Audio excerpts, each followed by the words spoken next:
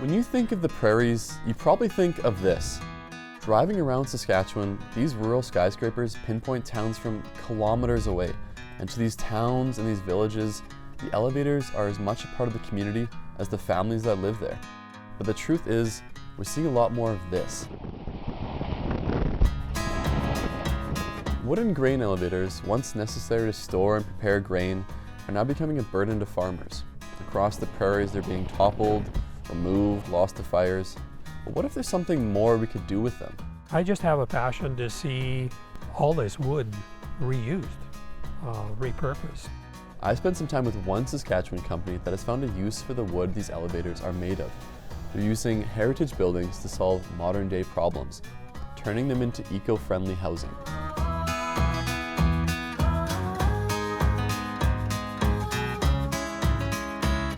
Wooden grain elevators first appeared in Saskatchewan in the late 1800s. Elevators held farmers' grain and prepared it to be shipped off to the world markets. In Saskatchewan, though, they were more than that. There's this horizontal landscape, and then you have poking up out of the horizon, this vertical structure. And that became this icon that there was people, there was a community, there was a population living there. So that whole idea that these grain elevators were part of this cultural landscape of Saskatchewan. But slowly they grew obsolete.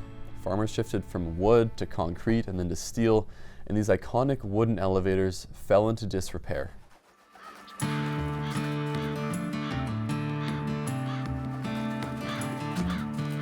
They don't get looked after. It's a place for rodents and rats to breed, so it needs to come down.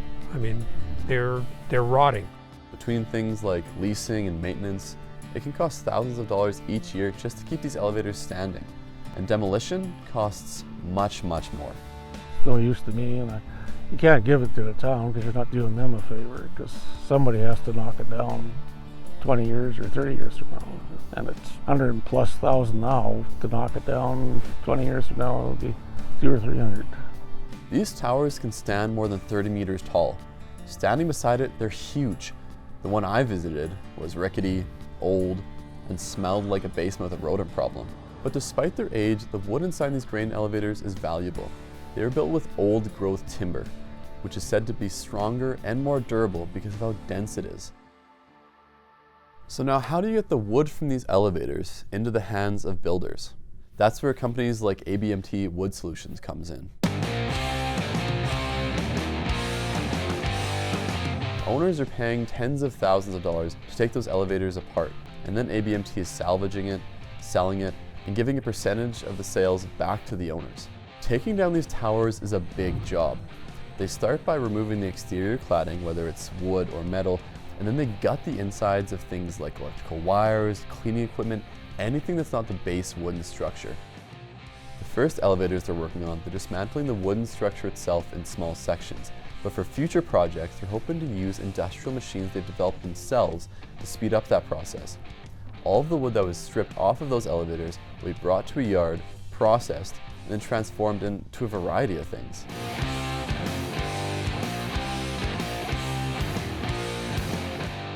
Down the road, ABMT is expecting to supply the wood for affordable housing. For example, if you're looking at that little ground model, how would this piece of paneling be used? It can either be a floor, or you can stand it on edge and it forms a timber wall.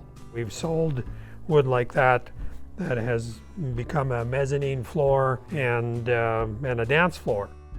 Now, one elevator could provide about enough wood for a dozen 1,200 square foot homes. That's according to Ian Loughran. He's the CEO of Verico Green Homes, but he's a consultant with ABMT. Also, this wall behind me, this is a nail laminated mass timber wall. So imagine the whole wall cut out, and then it's you add insulation to it, and then you have, let's say, 10 of those panels that are now used to reconstruct a home. Kind of like, I guess, like a Lego kit, right? So you could build the frame or the envelope of the house very quickly. Using existing wood means cheaper building costs, and on top of that, as you might have guessed, that means developers don't have to cut down more trees to put up new homes.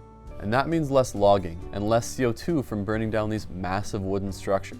Because these wood is repurposed, the goal is to try to turn them into net zero energy panels to be able to build houses The other thing around that is housing affordability is a problem in Canada, and one of the goals here is to try to figure out how to make like the reconstruction of these houses into more affordable solutions as well. Now, no one is quite sure how many wooden elevators are left to come down. While in Saskatchewan there were upwards of 3,000 at one point, it's now likely closer to 200. Architect Ali Pivovar says this is an interesting way to have the wood reused, but she's hoping communities will find other ways to preserve their standing grain elevators and find new ways to use them. There's a museum in Alberta, I think it's a museum art gallery. In Gravelbourg, Saskatchewan, they took ownership of theirs around their grain elevator's 100th birthday and actually had like a birthday party for their elevator. They've made it completely wheelchair accessible, so all of a sudden there's like this new audience that is allowed to occupy and enter the space and experience it in a way that they weren't able to before. But beyond this project's growth into affordable housing and the environmental mindset it has, it's also about preserving Saskatchewan history. Here's something that's very unique. You can see the natural grain sculpting that's been sculpted by grain. I'm hoping that our process actually allows people to own a piece of Saskatchewan's heritage.